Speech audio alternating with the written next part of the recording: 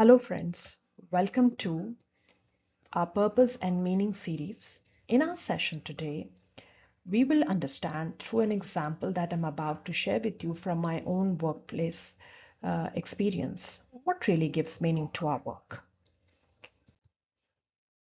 We will discuss the difference between meaning to our work versus meaningful work. And the way we would discuss this is I shall share with you some key factors that assign meaning to our work, which you could use and apply to your own work life and to your present role. And then we learn about a bit of the difference between the two. And this I will share examples from my work life. And we close it with leaving you with some insights as to how you could assess what you're doing presently in your job or in your roles. If you think you lack that meaning or you're not doing meaningful work, what is it that you could look for? So let's get started. These are the key factors that typically help us identify what really gives meaning to our work. This is not an exhaustive list, but a simple one.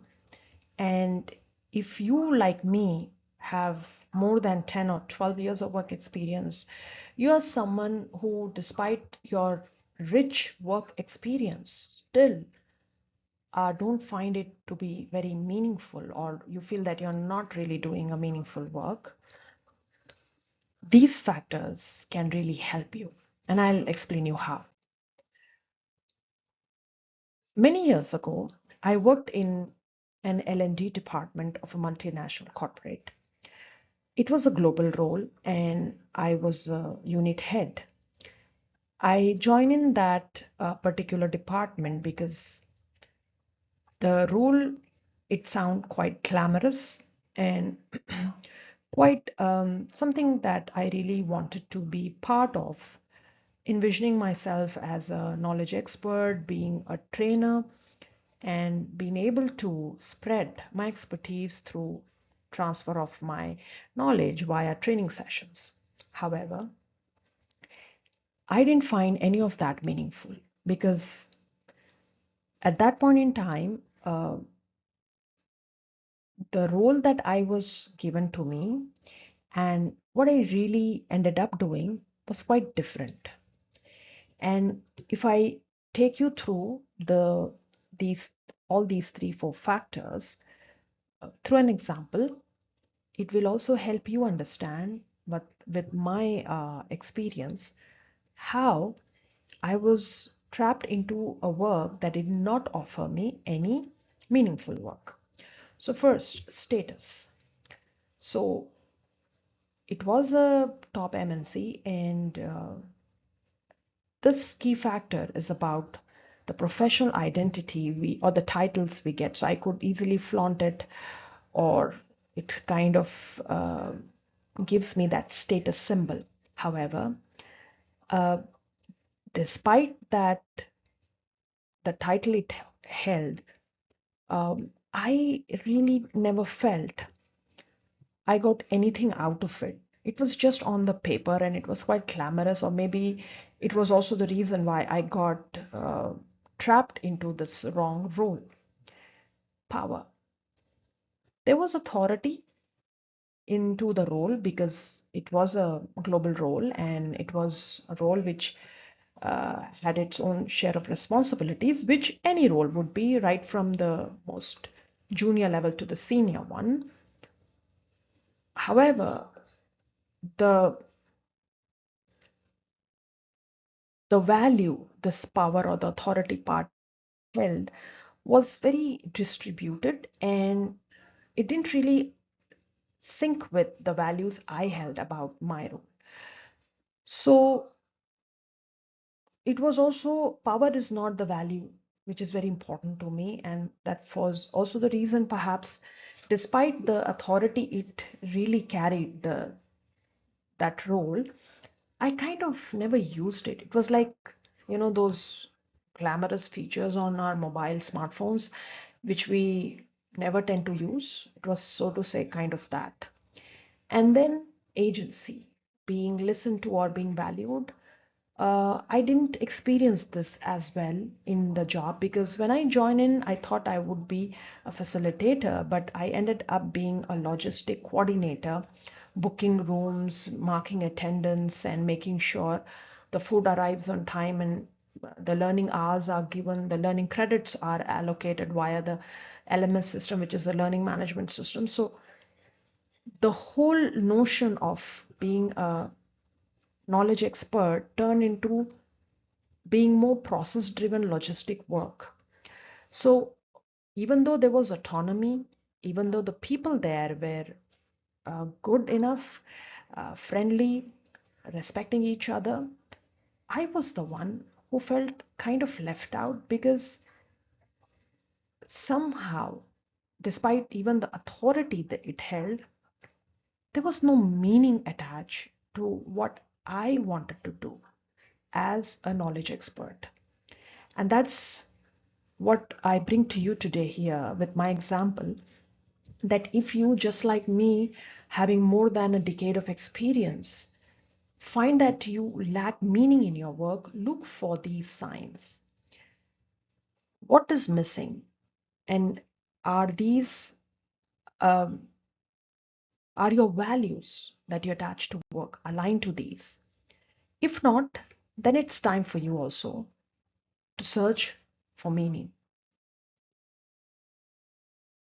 The start of our session, we saw the difference between meaning to our work versus meaningful work.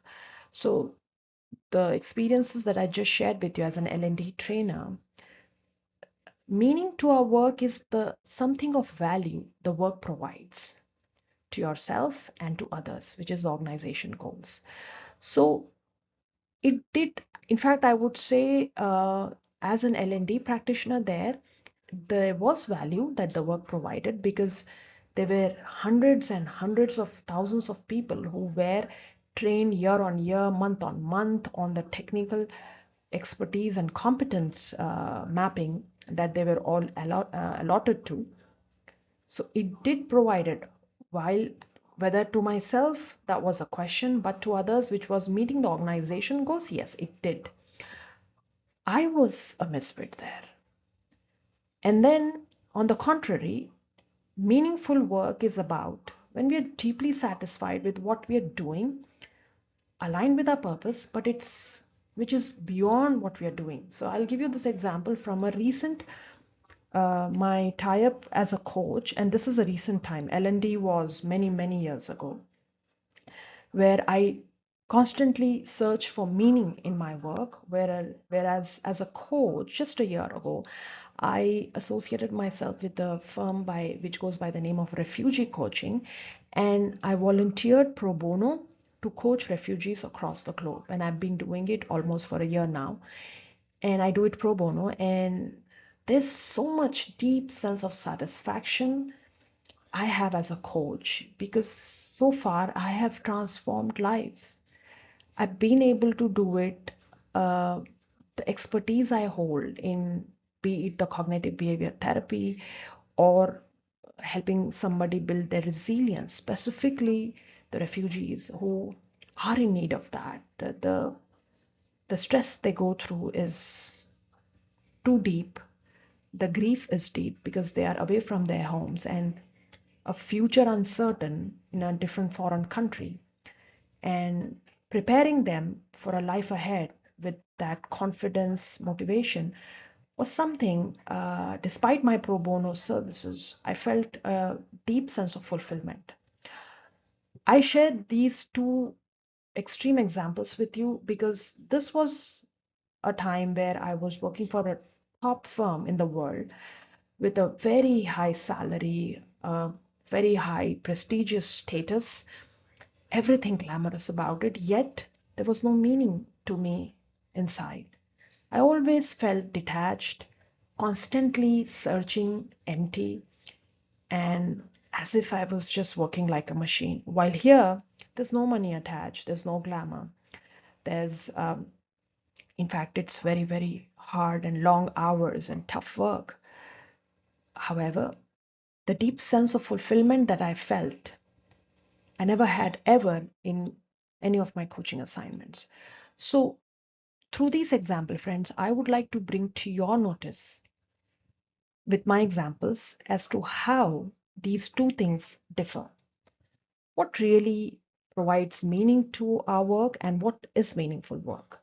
And I hope with these examples, you will be able to differentiate using those key factors, whether or not, just like me, if you are in search of meaningful work and you feel disengaged and frustrated and feel that what is it that I have landed up in, then I think it's time for you to pause, connect with me, and let me help you, support you with clarity and direction in not just finding your work purpose, but also what will really help you add or make your work meaningful. So let's talk. Thank you.